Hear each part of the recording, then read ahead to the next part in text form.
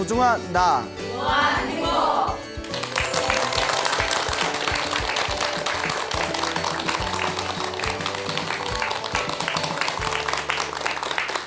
예, 만나서 반갑습니다. 반갑습니다. 예, 광우 스님이라고 합니다. 여러분들 살아가다 보면 자꾸 볼수록 좋은 사람이 있는가 하면 그렇죠? 네. 보기 싫은데 자꾸 보이는 보기 싫어도 자꾸 보이는 왼수 같은 사람도 있고 그렇죠? 네. 예, 맞나 보네요. 그러니까 싫은 사람도 있고 좋은 사람도 있고 좋은 사람도 있고 싫은 사람도 있고. 근데 좋은 사람, 싫은 사람 다 누가 지은 업의 인연일까요? 예, 불교에서는 다 내가 지은 업의 인연이래요. 그래서 불교에서는 이번 생에 만나는 사이가 딱 두 가지 이유로 만난다고 하지 않습니까? 그 두 가지 이유가 은혜를 갖기 위해 만나거나 원수를 갖기 위해 만나거나. 그래서 가장 강한 업의 인연끼리 모이는 게 부모와 자식. 가장 가까운 사람끼리 업의 인연으로 모이는 거예요. 부모와 자식 혹은 부부관계와 아니면 형제 자매나 친한 친구. 그래서 가장 가까운 가족들끼리 친한 사람들끼리 가장 강력한 전생의 업의 인연에 의해서 만난답니다. 그러니까 여러분들 주변에 있는 사람들이 나에게 도움을 주는 사람이 더 많은지 내 속을 더 썩히는 사람들이 더 많은지 그걸 한번 이렇게 음미해 볼 필요가 있어요. 그래서 주변에 있는 사람들이 나에게 항상 도움을 주고 보탬을 주고 힘을 준다면 은혜로 만난 사이구나. 그런데 자꾸 나를 괴롭히고 속썩이고 짜증나게 하면 왼수도 저런 왼수가 없구나. 전생에 왼수의 인연으로 만났구나. 이렇게 생각을 해볼 필요가 있습니다. 네. 이런 법문을 자주 해드렸더니 어느 불자님께서 듣다가 스님 맨날 밤마다 같이 자는 사람이 왼수면 정말 미치겠네요. 이런 얘기를 하시더라고요. 예. 그래서 이제 하루 일과 딱 끝나고 잠잘 땐 편안하게 자야 되잖아요. 그래서 잠자려고 딱 누워서 옆에 봤더니 아니 왼수도 그런 왼수가 없어. 예?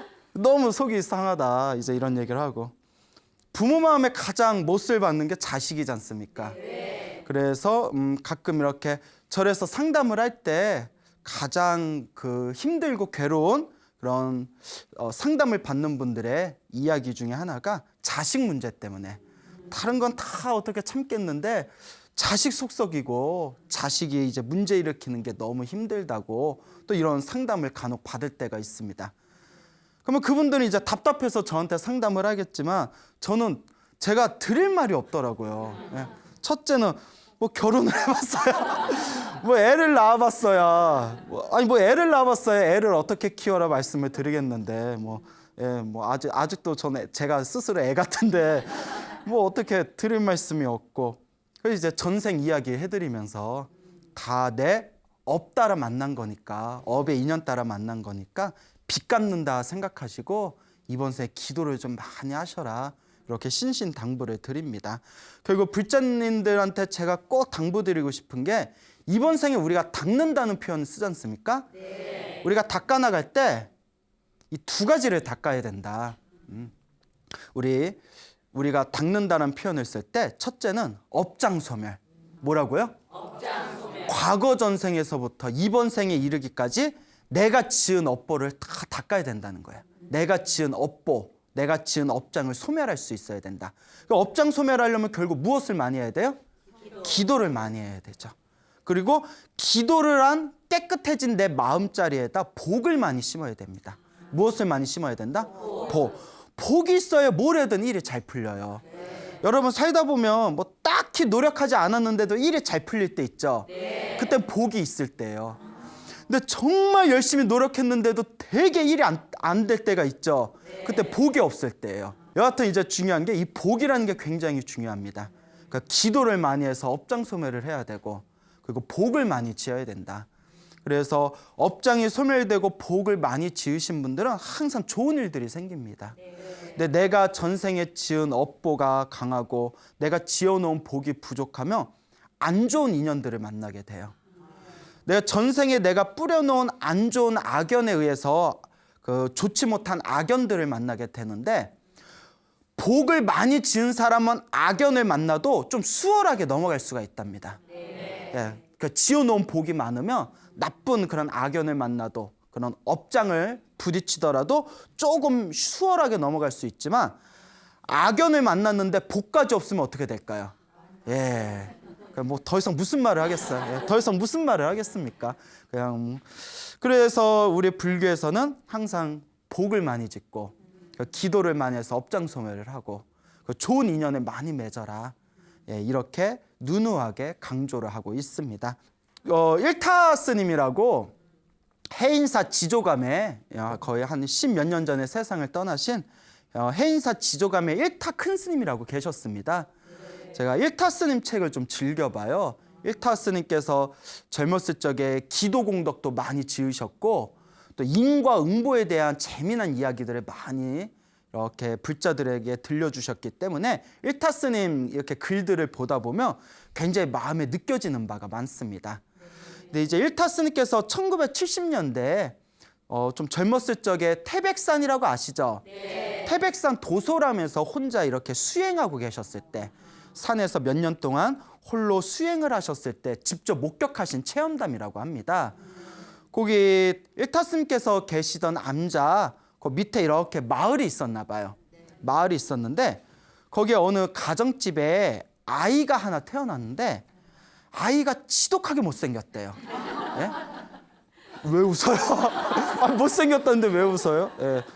그래도 이제 지독하게 못생겼는데 애가 약간 좀 짐승처럼 생겼나 봐요. 예. 그래서 턱이 이제 뾰족하고 울면 막 연소 울음소리가 들리더래요. 모르는 사람이 이렇게 지나가면 애 울음소리 들으면 여기 뭐 염소 키우나? 그 애가 그 2살 정도가 되었을 때 어찌나 이제 2살이면 막 기어다니고 막 물건을 손에 쥘 때지 않습니까? 어찌나 말썽을 부리는지 아버지가 세수한다고 시계를 이렇게 풀려놓으면 시계를 물속에 빠뜨리질 않나. 어머니 그 화장대 엄마 화장품을 손에 닥친 대로 다 집어던져서 깨트리질 않나. 이제 팔하고 손에 힘이 좀 생기니까 집안에 있는 항아리하고 그릇이랑 그릇은 다 깨고 다닌다는 거예요. 어찌나 그냥 성격이 모질고 억센지 나중에 집안 사람들하고 주변 사람들이 아이고 쟤는 이 집안 망치려고 태어났나 보다. 이 집안 말아먹으려고 태어났나 보다 이러더랍니다. 이쯤 되면 무슨 어변이 있어서 태어난 것 같지 않아요? 그러니까 아니나 다를까 집안 사람들하고 주변 마을 사람들이 수근수근 된다는 거예요. 수근수근 되니까 뭔가 했더니 그 아기가 그 염소 울음소리 내고 좀 턱도 뾰족하고 애가 좀 짐승처럼 생겼다라고 했지 않습니까? 몇 년 전에 집안 식구들 다 영양실조에 한번 걸린 적이 있었대요. 시골이니까. 예. 그러니까 주변의 사람들이 영양실조 걸렸을 때는 그 염소가 좋다, 뭐 흑염소가 좋다, 뭐 이런 거 있잖아요. 예, 흑염소 드셔보셨어요? 네. 어우, 징그러. 예, 그게 먹혀요? 예, 뭐 약으로? 예, 그래. 뭐 요새 약이 얼마나 좋은데. 그래요. 자, 그 염소가 몸에 좋다 그러니까 염소를 한 마리 구해왔대요. 근데 염소가 이렇게 고기 요리를 하면 그렇게 노린내가 심하다면서요. 노린내가 심하게 나니까 그 염소 노린내를 없애려면 옛날 민간 그 어떤 전해 내려온 얘기에 엄청나게 일을 시켜가지고 몸을 완전히 탈진시켜 놓으면 나중에 고기를 먹더라도 노린내가 안 난다라는 그 민간에 전해져 오는 이야기가 있었대요. 그러니까 먹어도 그냥 곱게 먹든가. 그래서 어떻게 보면 사람이 제일 잔인한 것 같아요. 일주일 동안은 목에다 줄을 매고 논밭을 하루 종일 끌고 다녔대. 일을 시키면서. 그렇게 일주일 동안 캑캑대면서 죽을 둥 말 둥 그냥 캑캑거리면서 일주일 동안 완전히 그냥 탈진시켜 놓은 뒤에 마지막에 이제 타다다닥 이렇게 요리를 해가지고 이렇게 이제 뭐 파도 넣고 마늘도 넣고 또 뭐 그 여기까지 합시다. 그러니까 이제 잘 잡아 드셨대요. 드시고 나서 얼마 안 돼서 태기가 생겼대요. 아, 앞불싸 눈치가 오죠. 태기가 생겨서 낳은 아기가 누구다? 그 애기라는 거예요. 그러니까 주변 사람들이 봐도 아, 이건 아무래도 전생이 아니라 그때 그 과거에 염소고기 먹었을 때 염소를 하도 괴롭혀가지고 염소가 원한이 맺혀가지고 복수하려고 애로 태어났나 보다. 이렇게 주변에서 수군거리는 그런 이야기를 일타스님께서 들으셨던 그 목격담이 지금까지 전해지고 있습니다. 근데 우리 주변에 보면 이런 비슷한 얘기 굉장히 많지 않습니까? 예, 또 어느 할머니께서 하신 얘기인데, 어느 할머니께서 저 마을에 새색시가 있었는데, 새색시가 이렇게 이제 밥을 짓고 있었는데 이렇게 큰 구렁이 한 마리가 나타났대요. 구렁이가 진짜로 다 들려요. 내가 거짓말할까? 예? 이렇게 시골 마을에서 이렇게 구렁이가 나타나서, 시골에는 가끔 뱀 나타나고 하잖아요. 아주 놀래가지고 저리 가 하다가 에이 하고 주걱을 휙 던졌대요. 주걱을 던졌는데 구렁이 입에 딱 하고 맞았는데 구렁이가 입에서 이렇게 피를 흘리면서 도망을 갔대요. 그 나중에 이제 애를 낳았는데 애가 입이 엉청이더라는 거예요. 뱀 입 맞은다고 똑같은 자리 이렇게 엉청이더라. 그 옛날 우리 조상님들이 애 가질 때에 나쁜 거 보지 말고 듣지 말고 하지 말고, 그게 다 우리 안에 있는 태아의 그 어떤 에너지에 영향을 미친다는 거예요. 이게 다 업보죠. 근데 사람이 살다 보면 사실 아예 나쁜 짓을 안 할 수는 없으니까, 대신 그래서 더 기도를 열심히 해야 된다는 거예요. 아까 말씀드렸죠. 악연을 만나더라도 복이 많으면 좀 수월하게 넘어간다. 근데 지어놓은 복조차도 없는데 자꾸 악연을 심어놓으면 나중에는 걷잡을 수 없는 상태가 된다는 거예요. 그러니까 평소에 여러분들 삶을 이렇게 비춰보면서 어렸을 때부터 나는 지나가는 개구리나 뱀에다 돌을 던진 적이 있나 없나, 있어요 없어요? 착하게 살았네. 예? 어렸을 때 나는 염소 잡아먹는다고 내가 괴롭히지는 않았나, 옛날에 키우던 강아지가 있었는데 내가 몰래 버리지는 않았나, 그런 것도 나중에 악연으로 만나는 거거든요. 그래서 스님, 저는 하늘을 우러러 한 점 부끄러움이 없습니다 하면 다행이고, 근데 사람은 누구나 마음에 후회 하나씩은 있잖아요. 그렇기 때문에 우리가 자꾸 닦아야 됩니다. 자꾸 기도를 해서 알고 지었건 모르고 지었건 몸과 말과 생각으로 지은 저의 업보를 참회합니다 하면서 기도를 많이 하셔야 돼요. 이게 바로 참회 기도입니다. 여러분들이 지은 업은 반드시 여러분들이 받게 된다라는 것, 자기가 지은 업보는 반드시 자신이 받게 된다는 것, 그것을 명심하셔야 됩니다. 우리가 업을 받을 때 3가지 시기가 있다고 합니다. 업을 받는 3가지 시기. 첫째는 현보라고 합니다. 무슨 보? 현재 받는 보라는 거예요. 이번 생에 지은 걸 이번 생에 받는 거예요. 이번 생에 지은 업을 이번 생에 받는 거. 그리고 2번째는 생보라고 합니다. 무슨 보? 생보는 1생, 2생, 3생 할 때 생. 그래서 생보는 다음 생에 받는 업보입니다. 이번 생에 지은 걸 이번 생에 받는 게 아니라 언제 받는다? 다음 생에 받게 되죠. 그 다음에 3번째는 후보라고 합니다. 무슨 보? 후보. 뒤 후자를 써서 후보. 이번 생이나 다음 생이 아니면 다다음 생, 10생, 100생, 1000생이라도 언젠가 미래 세상에는 받게 된다. 이걸 후보라고 합니다. 그러니까 이번 생에 받는 것을 현보, 다음 생에 받는 것을 생보, 언젠가는 받는 것을 후보. 근데 언제 받든 반드시 내가 지은 업은 받는다는 거예요. 근데 중생들마다 받는 시기가 틀리대요.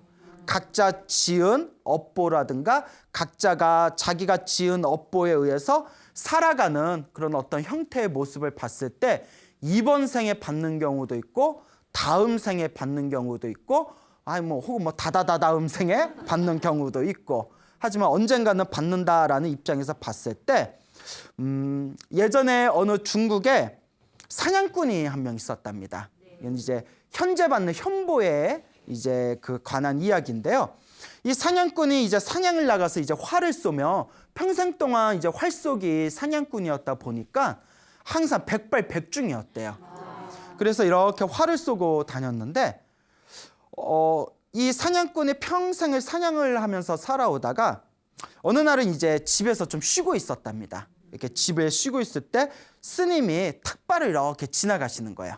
탁발을 하려고 이렇게 지나가니까 그 사냥꾼이 집에서 쉬고 있다가 스님 일로 오십시오 하면서 이렇게 쌀을 좀 줬대요. 쌀을 이렇게 주면 스님이 이제 쌀을 주니까 얼마나 고마워요. 아유 고맙다, 뭐 고맙습니다, 뭐 성불하십시오. 근데 덕담은 안 해주고 스님이 그 사냥꾼이 이렇게 쳐다보더래요. 쌀을 받고 나서. 근데 뭐라고 하냐면 살생의 업보가 무르익고 무르익어서 이제 위험한 수준에 왔습니다. 이제 살생의 업보가 꽉 찼습니다. 이제 가지고 있는 화를 버리시고 그동안 살생했던 축생들을 기도하고 염불해 주면서 그 죽였던 짐승들의 천도를 발언하면서 말년을 보내십시오. 살생의 업보가 이미 위험한 수준에 무르익었습니다. 이러니까 우리 같으면 이제 그 쌀을 줬는데 성불하십시오, 덕담은 안 해주고 야 너 일진이 안 좋을 것 같아, 뭐 이런 식으로 얘기하면 기분 나쁠 거 아니에요. 사냥꾼이 내 기껏 쌀 줬더니 그런 재수없는 소리 하냐고 성을 벌컥 내면서 쫓아냈대요. 저리 가라고. 기분 나쁜 거죠. 근데 중요한 게 있어요.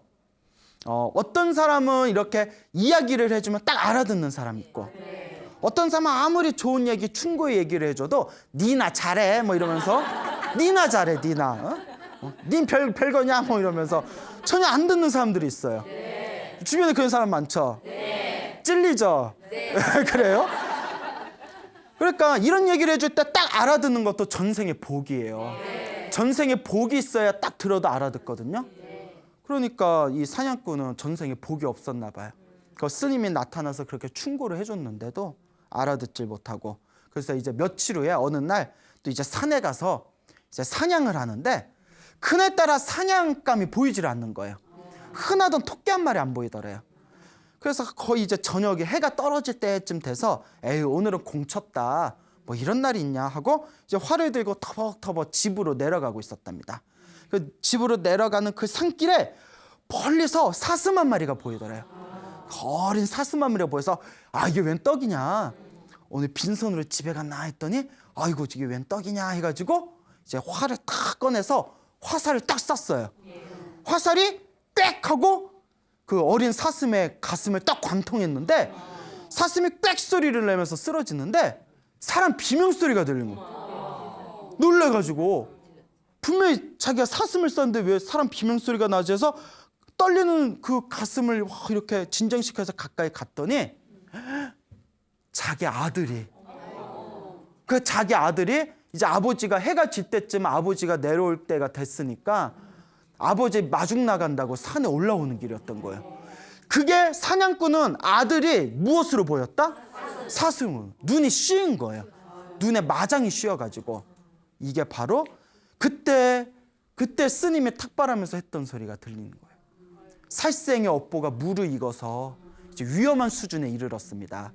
그동안 이제 복이 있을 때는 살생을 많이 했어도 아무런 일이 없었던 거예요. 근데 이제 살생을 많이 하고 살생의 업보가 쌓이고 자신의 복도 이제 바닥나기 시작하니까 스님이 그걸 간파한 거예요. 이제 더 이상 살생은 그만하고 그동안 죽였던 짐승들을 천도하는 마음으로 염불하면서 말년을 보내라.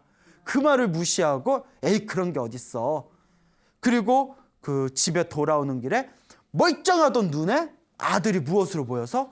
사슴으로 보여서 사슴 아들의 가슴에다 활을 쏘게 된 그런 사냥꾼의 이야기가 전해지고 있습니다. 그래서 사냥꾼은 눈물을 흘리고 대성통곡을 하면서 이게 다 내가 전생에 지은 업보다 하면서 그날로 활을 꺾고 산 깊은 곳에 이제 들어가가지고 평생 참회하는 마음으로 기도하고 염불하는 삶을 살았다라는 그런 이야기가 있습니다. 이와 같이 참 우리가 아무것도 아니라고 생각하면서 살아가는 우리 모습들 중에서는 의외로 굉장히 많은 악업을 짓는 것들이 있습니다. 대표적인 게 이제 취미로 사냥을 하거나 낚시하는 거. 취미로 하는 거. 생업을 위해서 어쩔 수 없이 하는 거는 그것도 살생의 업보이지만 취미로 하는 것보다는 약하대요. 근데 살아있는 생명을 취미로 즐기기 위해서 낚시하거나 사냥하거나 죽이거나 하는 것은 나중에라도 무서운 업보가 될 수가 있답니다. 그러니까 여러분들 항상 우리가 살아가면서 좋은 업을 짓도록 노력해야 됩니다. 좋은 업을 짓도록 노력하고 항상 기도하고 복을 지으면서 살아간다면 우리 삶의 모습이 조금 더 편안해지고 조금 더 행복해지고 조금 더 좋은 인연들을 만나게 될 것이다라는 이 인과 업보의 가르침을 명확하게 이해하시길 바랍니다. 알겠죠? 네.